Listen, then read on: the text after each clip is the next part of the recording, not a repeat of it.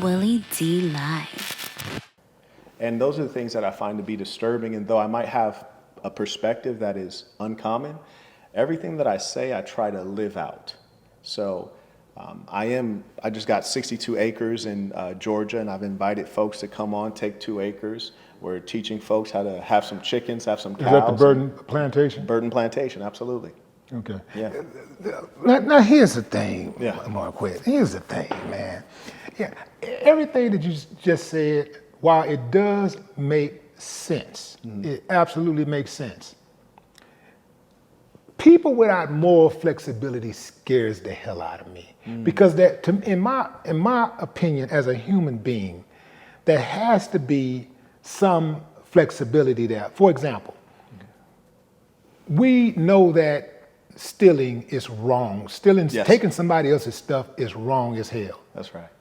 But man, if somebody is hungry and they go into the store and they steal some lunch meat, I'm not about, look, I gotta look at this particular situation as an individual. How many times have you stolen lunch meat, out of this store? Yeah.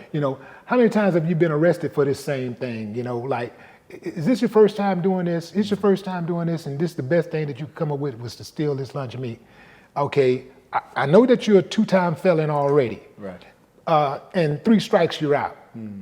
But I'm not finna send no man to jail for 20 years for stealing some lunch meat. Sure. So I'm gonna try to help figure this thing out.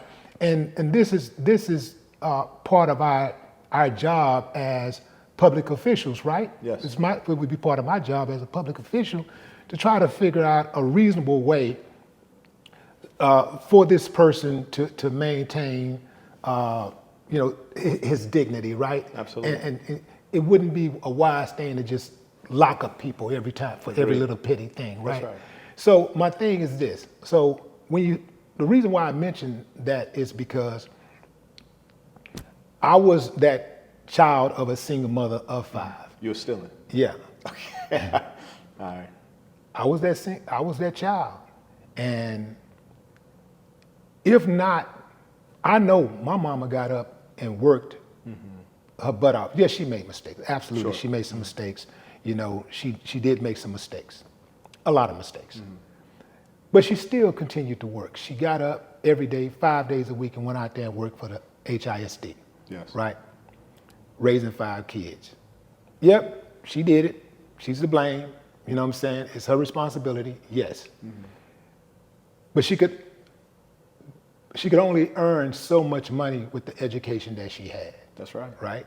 So had it not been for the government subsidizing, instead of having 2 meals a day, we probably would have been down to 1 meal a day. Sure. And some days no meals. Yeah. So my thing is that, like, there has to be some type of way to say, okay, I get you. We're gonna work with you some kind of way. Like, Yes. Like, this is not an ideal situation. We don't want you to be dependent on the government. We don't want to be taking care of you for life. We don't want you to be on this till your kids age out. Yes. But there has to be something other than, well, shit, you made a mistake, live with it. Right. There has to be something other than Especially in America. In fact, if you look at charitable giving, America is like top of the world, especially our religious communities. And Black people have the highest level of religiosity of any community. I could even see this without the data when I used to teach in Baltimore, Maryland, which is an overwhelmingly Black city, very Black. And I can't tell you how disturbed I would be when I would walk to school on foot. You walk past abandonmeniums, looks like a third world bombed out kind of Did place. you say abandonment? Abandonmeniums. I never heard that before. Well, dig this. I mean, when it's that common, people put a name on it, right? Wow. And you have an entire blocks that look like Iraq. And you'll walk by 3 churches before you get to that school, at least 3 churches. You walk by God knows how many crackheads. You'll walk by how many women selling their bodies, whether they're of age to do so or not. So the religiosity is there. And remember where we come from as Black people. Once enslavement ended in the formal sense, it resumed in the prisons. But once it ended in the formal sense and we go into Reconstruction and then Jim Crow, you think they had all these programs to help us out? Nah, but we still made it though. You look at segregation.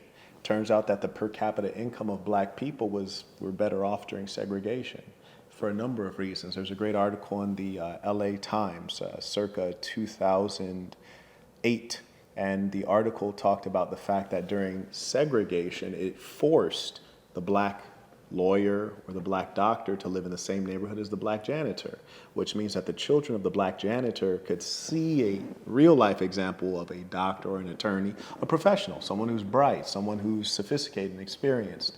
And those things have impact. And so what we must realize is that what is a government essentially? Just like in simple terms, what would you call a government? What would I call a government? Yeah. Non-performative. Right, yeah, I hear you on that. But at the end of the day, it's like an organized group of people that are supposed to provide for the common good. And I think that was really nicely put. Yeah. Because I think when you say organized, I think more like organized crime. Well, that's what it's behaving as currently, but that's not what it's supposed to be. And so what I say is we take our dollars out of that tax system, because what we think the government is, they're feeding back the dollars we gave them. Let us keep our dollars. We will regulate our own affairs here. And the gap that you talked about when you have a mother who has 5 children and they have to survive, that's where you have civil society, which is to say, gentlemen like you, gentlemen like myself, theoretically, you've been rational enough in allocating your capitals, whether it's time, emotion, your talents, and your money, that you're able to rise up. You're an efficient allocator of capital. Which is to say, if you observe something in your community, in your tribe, you would allocate capital to help or to fix it in their civil society, especially churches. You know, churches are well known for philanthropy and community service, and that's what fills the gap. But what we must stop doing is believing so deeply in black inferiority and white supremacy that we think that we cannot do for ourselves.